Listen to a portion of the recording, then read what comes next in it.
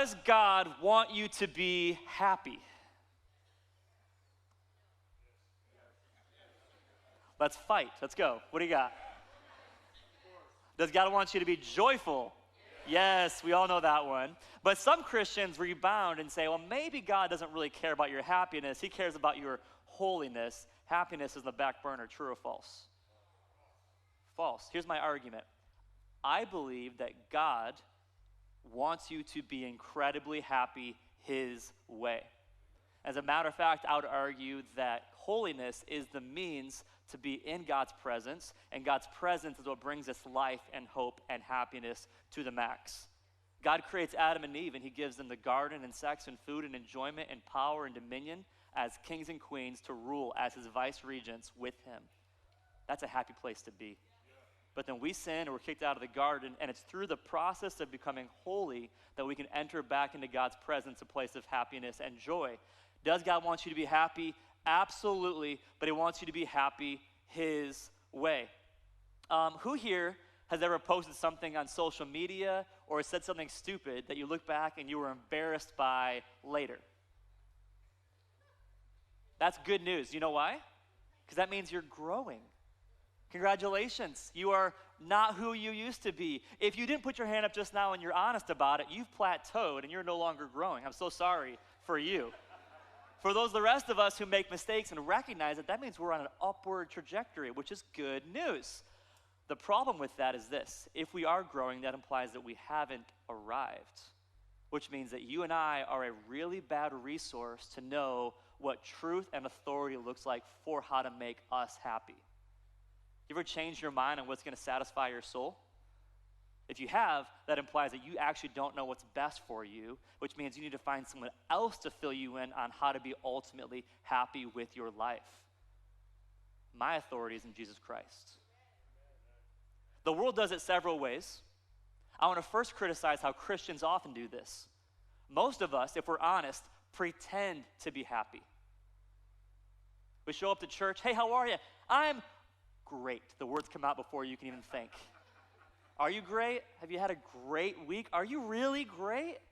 Are you so overjoyed to be here? Because you know how I know it's kind of, you're full of it? Because you go out of the parking lot and you curse out our parking guys on the way out. And I'm not kidding. Those guys deserve an applause right now, by the way. And ladies, thank you. But seriously, it shows that we're not finding true contentment. So we fake it. Others say, you know what, no, the answer to happiness is whatever will make you happy, always, right now, no matter what. It's called hedonism. It doesn't usually work out so well. The unfortunate lie of hedonism is that you and I are never going to be rich enough, we're never going to have enough sex or enough power to realize that those things don't actually satisfy our souls. John Rockefeller, at the pinnacle of his success, had a net worth of 1% of the U.S. economy. That dude was loaded with cash. Here's what he said. How much money does it take to make a man happy? Just one more dollar. The human heart is insatiable for finding happiness. Others respond away from hedonism and say, maybe actually a nice stoic philosophy is better, right? We need to separate from desire, be apathetic, because if I don't love anything, then nothing can actually hurt me, right? If I just stop caring about stuff enough, then I protect myself and I can have true peace. The problem with that, of course, is Jesus Christ, who attended a wedding and had a blast, and went attending a funeral and he wept. See, God is passionate. He is so ultimately passionate that he has connection to his world. And so the way forward is not to be apathetic or to indulge in whatever we want always, but to recognize that God's way actually is better for me, to be actually satisfied. Now, Psalm 37 verse 4 is helpful here. It says this, delight yourself in the Lord and he will give you the desires of your heart. Some churches, they focus on the latter part of this verse and they treat God like a cosmic vending machine or some kind of genie in a bottle and say, God's gonna meet all of your desires. If you want it, you can claim it, blah, blah, blah, blah, blah. And I say, no. But if you read the whole verse, it's amazing. Delight yourself in the Lord, and he'll give you the desires of your heart. By the way, implied in this verse is a moment of transformation. When I go from desiring things that I think that I want to desiring what God actually knows that I need. And when I desire what I need, then I can have my desires of my heart actually met. Wouldn't it be great if you actually didn't desire sin anymore? Like, for real, think about this. If you desired so badly what God has provided for you and you are the happiest person on earth in Jesus, that's the answer to the universe. To recognize that there's joy in the presence of God. The problem is there is an insidious sin that keeps us from this. Before we ask the question of how are we actually transformed, how does that work to delight ourselves in the Lord, we need to back up and say what keeps us from delighting in the Lord. And there is a sadistic sin that wants to wreck your joy and steal your happiness. Let's turn together to Exodus chapter 20.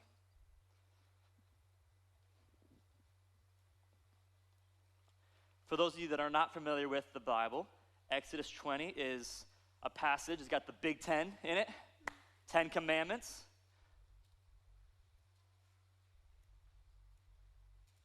In the context, the Israelites had just left Egypt, and they were now in the desert experiencing their God.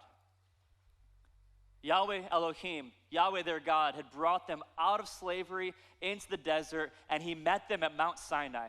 He gives them what's called the Mosaic covenant, which is a covenant with the people that's contingent upon obedience, and it involves social customs and cleanliness rules and moral laws to teach people how to thrive in relationship with each other and with God and to be truly human. This is actually kind of a wedding ceremony of sorts between God and his people. It's a beautiful moment when he gives them this law. Well, God himself descends on the mountain, and there is thunder and lightning and a thick smoke, and the mountain trembles. And the people say, "Speak to God for us, we are terrified." And in this moment, Moses receives the 10 Commandments. And we're going to pick it up in verse 13.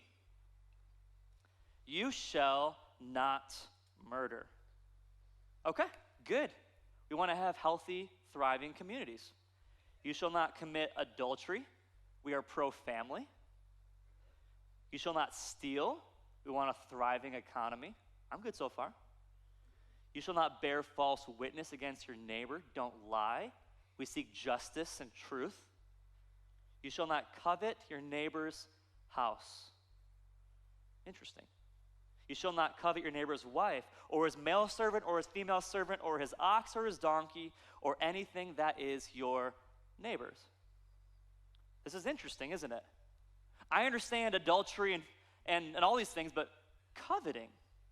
The word to covet here it's a verb, and it's pronounced chamad. Everyone say chamad. Congratulations, you're now Hebrew scholars. Well done. Chamad means to desire intensely. It's the motivation for an action. It can be both good or bad depending on context. As a matter of fact, in Psalm 19, we read that we should chamad the just decrees of the Lord more than the dripping of the honeycomb or gold. We read in Psalm 68 that God chamads a place to dwell on earth amongst his people. It's an intense longing that depends on context to tell us if it's a bad thing or a good thing. But in this context, you're desiring something strongly that isn't yours. It's not your wife. It's not your house. It's not your donkey. By the way, does anyone covet donkeys? This last week, anybody? Man, that donkey, woo! But why did it make the list? Adultery, lying, stealing. I understand idolatry. I understand all these things. Murder. Why coveting? The thing is, we treat coveting as an acceptable sin. We joke about it. You're in West Palm and a McLaren comes by, and you're like, whoo, man, I am coveting right now. Your buddy's like, man, you're right, whoo. Your friend gets a promotion, a big fat bonus check, and you're like, man, I'm coveting right now. Well done. It's like, yeah, tell me about it. And we don't just covet cars and promotions. We covet all sorts of things. A few weeks ago, I was on the west coast of Florida doing one of my favorite silly, relaxing pastimes looking for shark's teeth. I love it. I know I'm a nut, but I don't care. It's awesome. I'll go on the West Coast and I'll lay on the beach and I'll scoop up shells and I'll dig through and find shark's teeth. There's something about like the way that God wired my brain, just to kind of defrag and to sit there and just sift through the sand. It's so relaxing. And as I'm doing this, I'm finding so many cool teeth and I'm enjoying it, having a great day with my wife and my baby. Well, I pull this little baggie out and I'm like, sweet, I got a couple hundred. It was a great time. But as I'm over there getting rinsed off with fresh water before going home, this woman walks over and she's got a gigantic Ziploc bag. And she found megalodon and great whites, and I am mad. I'm like, how dare you? And I'm sitting here thinking, I'm actually upset. My cool little bag of a couple hundred shark's teeth is now small potatoes to her gigantic find. And I am realizing I am coveting. And even in my silly moment of relaxation, I have lost joy. I've deprived myself of happiness because I am comparing with someone else. I am coveting. We treat it as if it's acceptable, but it's not an acceptable sin. You see, coveting is the first domino in a life and a line that leads from desire to sin to death. Coveting is the first domino that hits. It's the desire that leads to sin and to death. And we covet all sorts of things, don't we? We covet careers. You want a better job, more vacation, better hours. Then you get the promotion and you're happy for about how long? A week? And then you start looking for the next thing. We covet stuff. You want something, so you compare and contrast on the Amazon shopping list. And you add it to your wish list. And then, move it to your cart. And then you buy it. And then, oh my word, Prime shipping, it's gonna be here in 2 days, baby. And then you start to see where the truck is at on your street. You're checking your mailbox. It's gonna be here. I want it so bad. I'm so excited to have it. I need it. And then you go up to the mailbox, you pull it out, and there it is. And you enjoy it for exactly 3 minutes. And then you go back to shopping for the next thing. Are you with me on this? We covet the new iPhone, the next car, the nicer house. The American dream may be opportunity, but the American lie is, I just need a little bit more.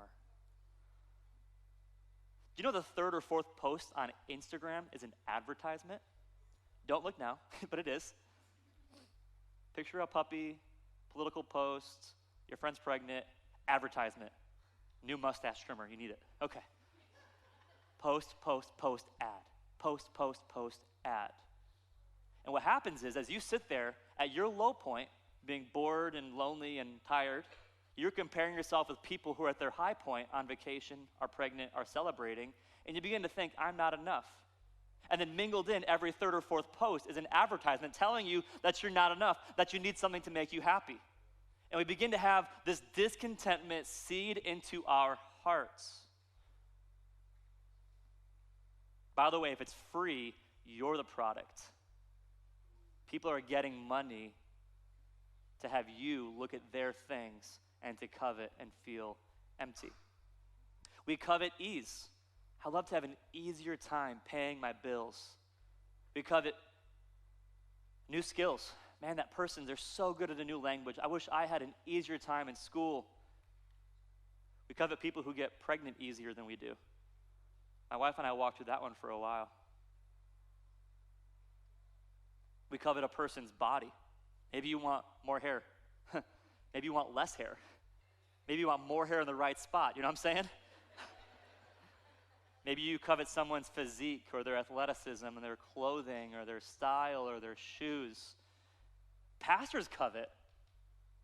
We can covet a bigger church, more influence, more volunteers, more employees that report to me, reach more people for my kingdom or God's. People covet relationships. People that are single want to be married. And I know plenty of married men who wish they were single. But they are faithful to their wives because God's called them to be. Seriously, we covet. People that have kids miss the days before kids, and those without kids want kids. We want. The grass is greener on the other side of the fence. And whatever it is, whether it's your neighbor's wife or your dog or your house or your 401k, Coveting kills, but God's way brings life. Coveting does kill, and it's the first domino in a line that leads from desire to death and then all the way to sin. If you don't believe me, check out James chapter 1. We're going to start off in verse 13. James chapter 1, totally other side of your Bible.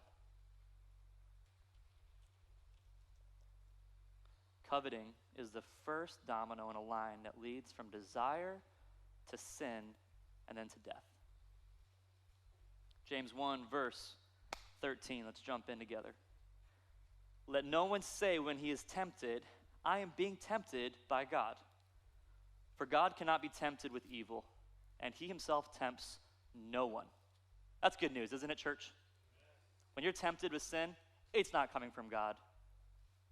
Well, where does it come from then? Perhaps Satan, but more often than not, verse 14. Each person is tempted when he is lured and enticed by his own desire. Three important words. The first word, lured, simply means to drag away, and enticed means to lure by the use of bait. This is really a fishing analogy. He's saying you have the hook and the bait, and you want it badly. By the way, fishing is the cruelest sport ever. And I love fishing, and I love fish. But let's just talk about it for a second, okay? You go out on your little charter, and you pull a fish 300 feet up out of the water into a brand new zone, getting yanked all the way up into new pressures all the way. You hold him up where he can't breathe. You take a picture with him, yank the hook out of his mouth, and slap him back in the water. Then he has to dive down hundreds of feet past sharks to make it back down, only to be a freak for the rest of his life in his new school, right? Come on. I love fishing. But some of us are stupid enough to think that we can nibble on the bait and get away with it. The word desire here is to lust, desire, crave, or long. It can be good or bad. In Luke 22, Jesus desires to eat the Passover with his disciples. But then he also has moments where he says, do not desire here. And so there's two kinds of desire in the scriptures. And to explain this, I'm going to use an analogy. There's two guys that both work out at the same gym, and they're both on the same diet. Guy number one leaves the gym, and he smells the greasy spoon restaurant. Be careful here because we're all hungry at 11:35, amen? But he walks out, and he can smell the sizzling burger with the cheese and the salty fries and the smooth ketchup and the ice-cold Coca-Cola with the sounds of the ice, and it sounds amazing. He smells it, and he knows, I want it. But instead of following that desire, he gets in his car, goes to somewhere that's going to give him something that's full of sustenance in life. The trainer calls, and he's like, yo, I did great. I ate the right thing. Yay me. Guy number two gets out of the gym, smells the greasy food, walks over to the restaurant, opens up the door, can hear the grill sizzle, can see the menu, gets in line, his mouth is watering. Then the trainer calls, did you eat healthy? I actually haven't eaten anything yet. Well, it's true, he has given in to desire. He's allowed that puppy to not only sit in his mind as an idea, but he's let it fester and grow and grow. That's the desire that James is talking about here. This is the desire that leads to sin and to death. Let's keep reading. Then desire, when it conceives, gives birth to sin. And sin, when it's fully grown, brings forth or gives birth to death. When that desire festers, it conceives. You can see behind the scenes what he's saying, right? It goes all the way, and it gets pregnant. And what does it give birth to? Sin. And sin, when it goes all the way, it gives birth to something, gives birth to death. The grandchild of desire is death. When my nephew was born, his parents chose not to learn the gender before he was born, right? And so it was a big surprise to everyone. My brother-in-law walks out of the emergency room or wherever, and he's like, everybody, it's a boy! And they all clap and cry and cheer, and it's a good time. When desire gives birth, it's sin. When sin grows and conceives, it gives birth to death. And death, of course, is spiritual, but it's undeniably physical. And I tell you what, this last month was the 5-month anniversary of my mom passing away. And for a person to go from being seemingly healthy to in the ground in 75 days, You treat the word like death differently. This will destroy you. We play games with desire still, though, don't we? You see this person successful and you covet. You see an advertisement for a new car, and before you know it, you're no longer happy with your old clunker, and you actually feel unfulfilled till you get that new car. Someone enters the room and they can just light it up. She's so funny, she's so witty, and you begin to covet. I wish I could be just like her. And we sit and we dwell and we fester, and that desire gives birth to tangible sin. We leak the gossip. We steal the spotlight. We become proud. Maybe you buy that car with a payment you can't afford, forcing your family into financial instability, dropping that child sponsorship along the way. This sin isn't a small sin. It will ruin you as a man. It will ruin you as a woman. Our Everglades are being overtaken by a non-native, invasive, aggressive species, the python. The python, when it hatches, is already about 2 feet long, and some nests can have as many as 60 eggs. They are decimating our Everglades wildlife. They start off as a victim to alligators and things, but within just a very short time, they become the dominant species, the alpha animal in the area, and they've been known to eat alligators. The mammal population is being destroyed in the Everglades. I want you to imagine for a minute that you're not your current age, you're only an 8-year-old, and you don't live in Port St. Lucie or the Treasure Coast, you live just north of the Everglades. You with me? And so you're growing up, your parents say, hey, go in the backyard and play for a while. And when you're in the backyard, you're digging around, having a great time, and you find this beautiful white egg. You're like, man, it's cool. It must be an ostrich egg. It's so big. And you decide you're going to build a little cage around it to protect it from any birds or beasts that might come your way. So you're protecting your egg, and every day you look and just stare at it. It's so beautiful. But one day it hatches, and out slithers the coolest 2-foot-long snake you can ever imagine. And you think, I'm going to name it. We're going to call him Fred, and he's mine. I love my snake, Fred. Well, you put the little snake in a 5-gallon pail, and you feed him every day. You bring him little bugs and lizards and other things to munch on, and Fred, he grew pretty quick. As a matter of fact, he doesn't want to stay in that bucket anymore. He wants freedom. So instead of being outside where he can get away, you put him in a box in your garage. And Freddie continues to grow every single day, and you feed him and feed him and feed him. But he starts getting a little bit kind of grumpy, doesn't want to be in there anymore. So he starts trying to climb out. So instead, you don't want mom to find out. You bring him into your closet, and you put Freddie in there. Well, Freddie, as he continues to grow, gets sassier and sassier towards you, kind of nipping at you. And so you think, you know what? He needs his own space. So you bring him into the backyard and put him in the doghouse. Him and Fluffy can share, right? Well, after just a few short days, Fluffy is missing. Mom and Dad are concerned. Can you go look for Fluffy in the backyard? We haven't seen him in a while. You go to the backyard, and you look in the doghouse, and there's 2 red beating eyes staring back at you. Fluffy is gone. Oh, Fluffy's there. It's the gentle curve of Fred's stomach where you can see Fluffy, the remains. The guilt overwhelms you. I'm so upset. Your family assumes the dog ran away, so after the next few weeks, the missing dog posters go down, and you feel really guilty, but you can't bring it to tell anybody. Your parents begin to wonder, why won't they go in the backyard anymore? The story ends one of 2 ways. The death of the python or the death of you. There is no in between. You decide to confess. Fred ate Fluffy, and I chose Fred. I brought him into the house. It's my fault. You confess this to someone who loves you, who protect you. They take care of Fred.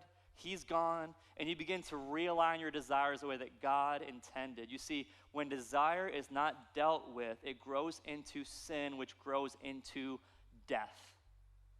Now, you might be here and think, you know what, I appreciate that, but that's not going to happen to me. I'm going to invite you to turn with me now to 2 Samuel chapter 11.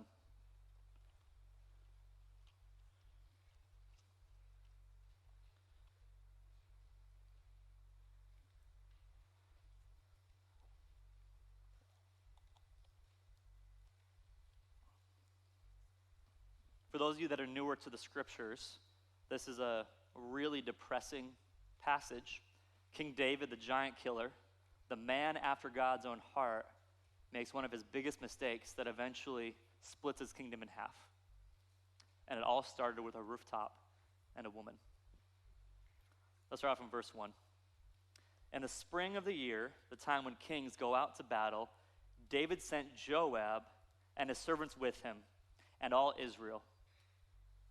They ravaged the Ammonites and besieged Rabbah, but David remained at Jerusalem. By the way, do you notice the commentary already? When kings go out, David wasn't there. He wasn't where he was supposed to be.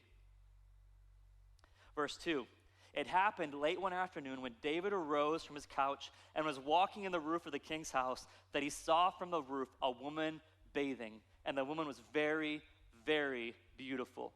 Now, this is an important moment where David has to decide, is this desire or is this desire? Right? Is this a moment where I'm like, oh, I want that, but I'm not going to follow it. It's wrong. I'm going to run from it. I'm going to kill the python. Or is this a moment where I feed the python in my garage and let it become something I can no longer control? Well, let's look at verse 3. David sent and inquired about the woman, and one said, is this not Bathsheba, the daughter of Eliam, the wife of Uriah the Hittite? She's married, and he has not stopped his desire. So David sent messengers and took her, and she came to him, and he lay with her. Well, you know the rest of the story.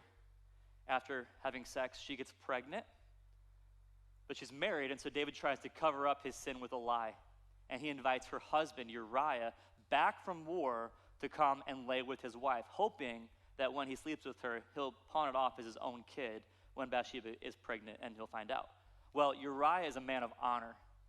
Instead of going to be with his wife, Uriah said, how can I, in good conscience, enjoy my wife when the men are laying in the fields right now?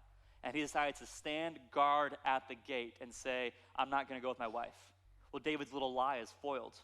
So David resorts to another sin, murder. He gives Uriah a note that's sealed.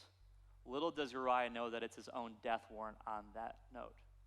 He brings it to his general, and the general says, put Uriah in the front of the lines, and then when the battle's fiercest, I want everyone to retreat.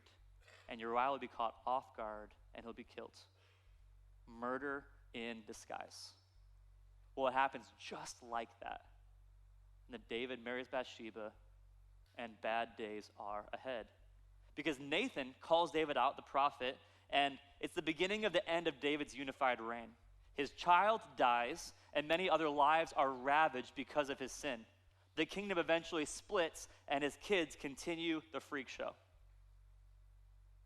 This won't happen to me. Respectfully, you aren't David. The man after God's own heart, he fell in this way. I had a professor who scared his entire elder team. They asked him what he's most afraid of, and he said, I'm afraid of cheating on my wife. They said, you're not supposed to be afraid of that. You're a man of God. And he said, I'm not godlier than David, and I'm not wiser than Solomon, and I'm not stronger than Samson. But all three of those men failed sexually.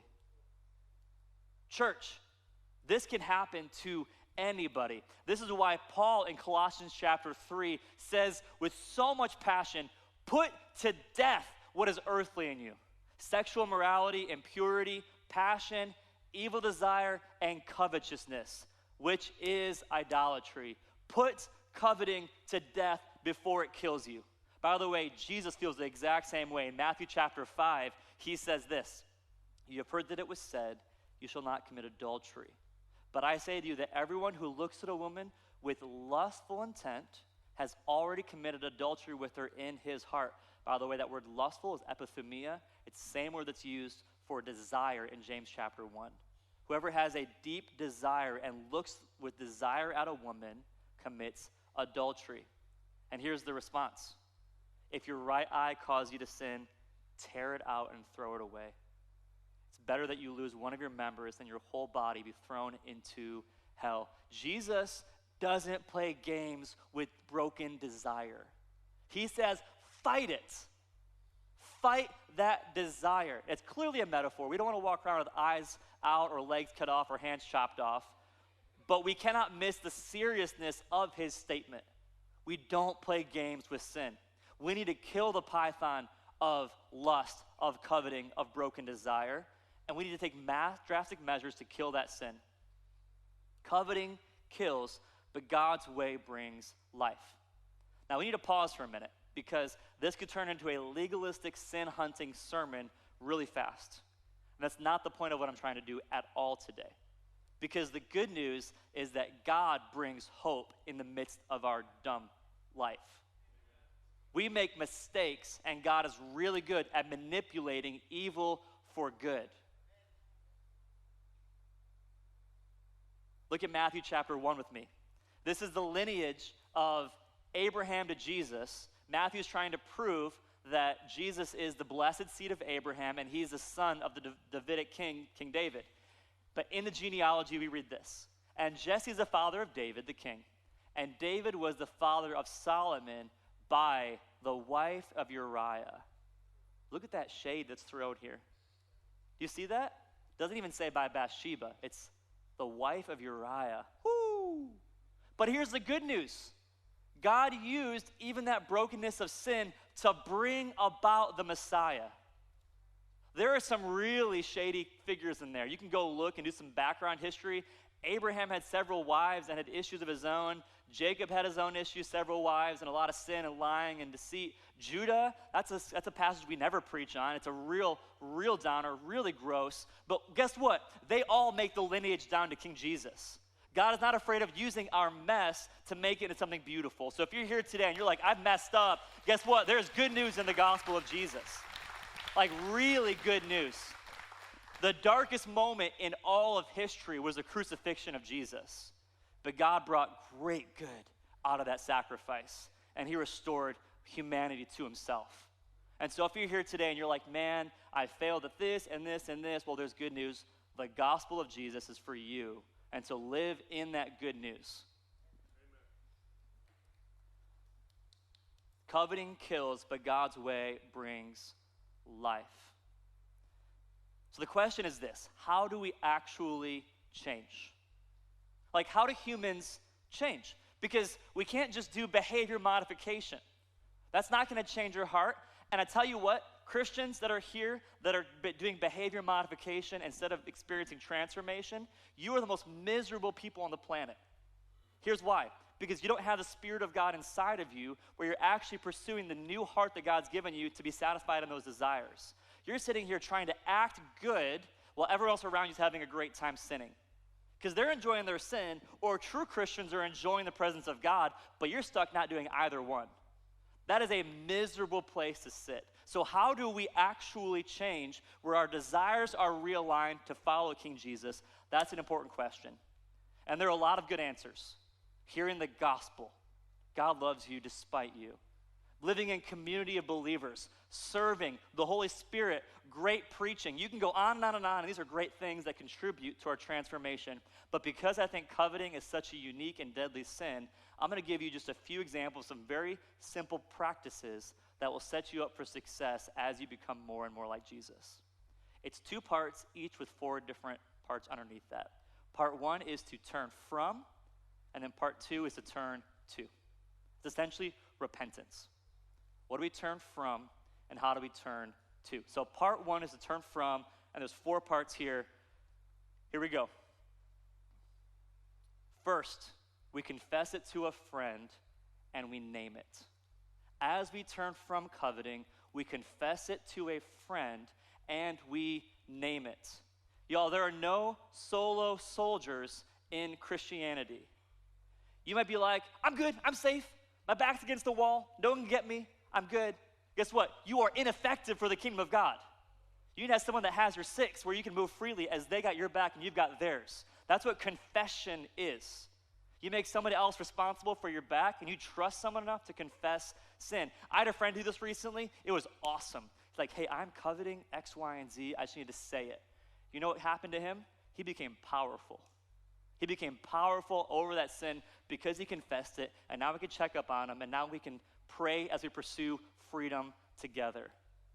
By the way, do you ever notice that there are never, in some churches, never small sins, but only big sins? Like there's no lust problem, but the next thing you know, the preacher's running away with the organist, right? And it's like, where did that come from? There's never an anger issue, but an elder and a deacon get in a fight in the parking lot. You're like, what just happened? There was no money issue, and then someone lost their home to gambling.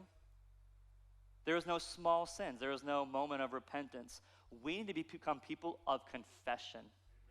We need to confess things often, and when they're small, to keep it from turning into a big thing. Hey, Mom and Dad, I have a python in our garage. Just want to talk about it. Okay, we'll take care of that together. Would be so much easier. Confess to a friend and name it. Number 2 is this: acknowledge the lie of coveting. You need to acknowledge that what you are coveting will not satisfy your soul. It will not. And you got to admit that. You see, in Romans 1, the people, they suppress the truth of God, then they exchange that truth for a lie. And Christians, we need to do the exact opposite. We need to call it what it is, a lie. That new iPhone will not make you truly happy, I promise you. You'll enjoy it as a tool, but it's a tool. Exchange that lie for the truth. God's my shepherd, I have all that I need. I shall not want. God's going to provide for me, and you inflate it back to its proper place in your life. That's how you're going to experience freedom. Call out the lie and exchange it for the truth and inflate that truth to its proper place. Part 2, acknowledge the lie of coveting. Step 3 is this: recognize that willpower only gets you so far. Is willpower important in our fight for holiness? Yes, it is. Willpower gets a bad rap. Some of y'all are like, I'm just going to hope that God just zaps me and makes me perfect. Not going to happen, okay? But you need to fight alongside what God is doing, recognizing that willpower only gets you so far. I have a daughter. Her name is Nora. She is the coolest 14-month-old on the planet. No question. By the way, when do we stop using months? 15, 24, 3 years, 36 months? I'm 395 months. I looked. Don't look now. It's on the internet. It's really easy. I'm 395 months old. Yay me. So anyway, she's awesome. She bosses Alexa around now in our house. She can't pronounce it, but she's like, "Ksa, ksa." And I'm like, okay, baby shark, here we go. Well, she's amazing, but occasionally, like every 14-month-old, she gets sick, and she looks like this, with a big old snot bubble. By the way, don't judge me, okay? There are some moments where you get the little Kleenex, and other moments where you get the camera. You know what I'm saying? And you're like, this thing was so gigantic. She did not give you permission to share this, but she can't. So anyway, in this moment, we want to help her. But Nora's willpower looks like this. We bring the napkin over to her face, and she goes like this, all over her face. And before you know it, her snot is not only on her nose, but it's in her eye, in her mouth, in her ears, and all over her face. This thick coat of slime is everywhere. Can she do it herself? Of course not. But willpower looks like this. I'm going to put my hands on my little placemat and let Mom and Dad come and wipe my nose and help me with this problem. Willpower is cooperating with what the Holy Spirit's doing in your life. But recognize that willpower only gets you so far, which means then this next step is going to be helpful, I think, for many of us. Number 4, limit exposure. Limit exposure. Dr. Hannibal Lecter once said, we covet what we see every day. We covet what we see every single day. Is that true? Yeah. So stop doom scrolling on Instagram. Maybe hop off your Amazon shopping list for a minute. You're not a slave to that thing. You sit down and watch the night news and you get angry and you covet every advertisement that pops up. Maybe just shut the news off for a while and take a friend out for coffee. Maybe read a book, maybe go on a hike, maybe do something human and detach yourself from that which will cause temptation in your life. Limit exposure. There's a man that I really respect who told me this week that he used to drive home a different route because he was tempted by something on the way home. That is limiting exposure. Install covenant eyes on your phone, ladies and gentlemen, if we struggle with lust. Find a way to limit what you're able to see to protect your heart. You are the one that's responsible for what comes into your brain. You are. And we need to limit that exposure to honor God. Now, you may be here and be like, man, I want the freedom to say no to sin. Well, you're a fool, respectfully. I make a decision today how I'm going to live tomorrow by putting an app on there. I make a decision today by how I drive home to avoid sin. Does this make sense? Respectfully, you are not strong enough in the future. To be powerful tomorrow, we need to make decisions today. And you need to limit your exposure, not because you're an animal, because you want to be a man of God and a woman of God. This is totally different. And so limit your exposure to sin in your life. Uninstall the app. Turn to what God has. Now, we said 4 things to turn from. Now we're going to look at what we turn to. 4 more examples. Here we go. Number 1, cultivate an attitude of gratitude to God. Are you thankful to God for what you do have?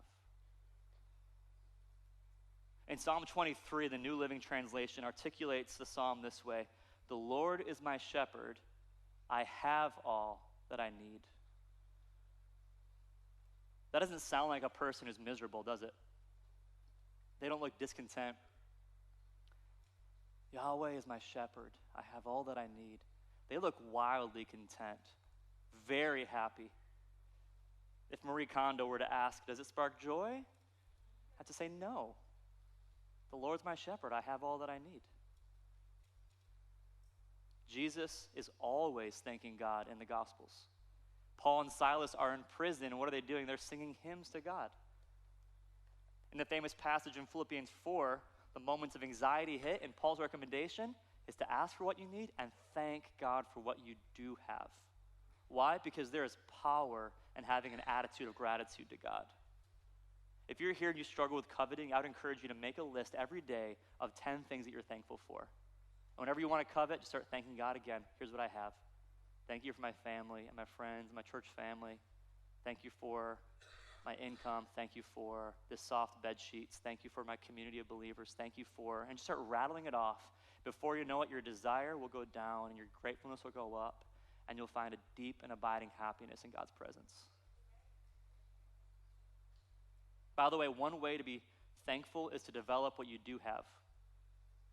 God's given you things, develop them. You have a house that you're kind of about, work on it. Make it into something beautiful. Maybe you covet other men's wives, work on your own marriage. Amen. Fight for your spouse. Not because they deserve it, but because God deserves it. We play this game where we're like, man, my spouse, she doesn't reciprocate my love. Well, guess what? It's not about you, it's about Jesus. He doesn't say, children, obey your parents because your parents are awesome. He says, obey it because God is awesome. And we stop needing to complete the whole circle where you expect to have your love reciprocated. We'd be able to just cut it and say, I'm going to honor God in my marriage. Men, pursue your wives whether she's awesome or not. Women, honor your husbands whether they're awesome or not. And you know what's going to happen? It's going to build the marriage back up again. Folks, the grass is not greener on the other side. It's green where you water it.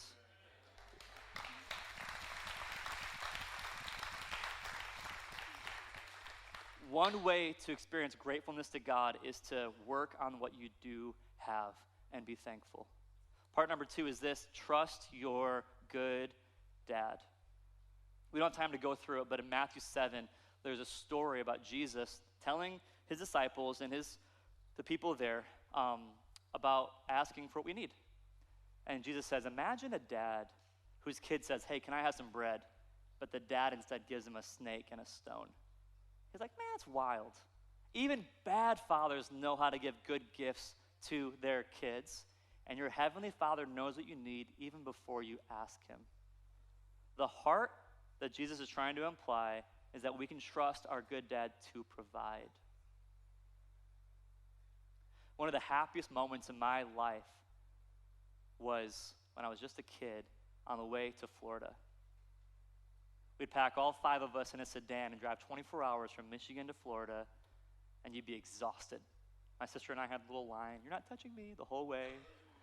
We get to Florida at my grandparents' house. We open the door, fresh air conditioning, a place to live, all the candy I can imagine, Disney World tomorrow, no homework. This is eternal bliss. But the truth is, it wasn't about the candy or Disney or the space or air conditioning. It was because I made my parents responsible for all of my worries. My grandparents took care of all my needs. And I was happy just to be the person that God made me to be. I think that's what Jesus means when he calls for us to be people who have childlike faith. I know God's going to provide all my needs. I know it. He's taking care of me. Some of y'all are wrestling with trusting God today, and it shows. It leaks out in coveting and insecurity and trying to build your own little kingdom. The truth is, God calls us to trust him deeply. Do you trust him? This leads to the third point here. Spend time in silence and solitude. Y'all, we miss God's voice because we are so busy and loud. It's possible today to live your entire life without any silence. And silence and solitude is an exercise of separating yourself from the cacophony of noise and the endless scrolling and advertisements and entertainment to carve out time to hear the small, still voice of God whispering, I am all that you need. The voice that says, I'll never leave you or forsake you. The voice that says, you are my son, and with you I'm well pleased. I'm going to challenge you to carve out time. I did this 2 days ago, just for 5 minutes. I put my phone on airplane mode, and I put a timer on for 5 minutes. And my dog just stared at me like, what's wrong with you? But I just sat there, and I tried to focus on just listening to God's voice. I just prayed, and I listened, and I prayed, and I listened. That takes away the desire for more and more and more. The Lord is my shepherd. I have all that I need. In that quiet, I'd encourage you to ask God, transform my desires to desire what you want from me. Help me to desire things that will give me life and happiness in you. Give me courage to follow through with what you have for me. Now, maybe you're here today and you're like, well, what about ambition? Because what it sounds like you're saying is just to be apathetic. I'm not saying that at all. Because the opposite of coveting isn't complacency, it's contentment. It's not settling, it's being deeply content. And you can be wildly ambitious and content at the same time. And here's how. Point number 4, be ambitious for what God is ambitious for. As long as it's not your kingdom, be wildly ambitious. Work for God's kingdom. Do you hunger and thirst for righteousness? Is a new house, a bigger house, a sin? Maybe, maybe not. But are you going to fill it with people who can have community and life and laughter and beauty and meals together? That's awesome. Can you enjoy a new car and give God glory for it? Absolutely. But are you seeking first his kingdom? Because his kingdom is one that's going to satisfy your soul as you fall in line with the true king leading the way.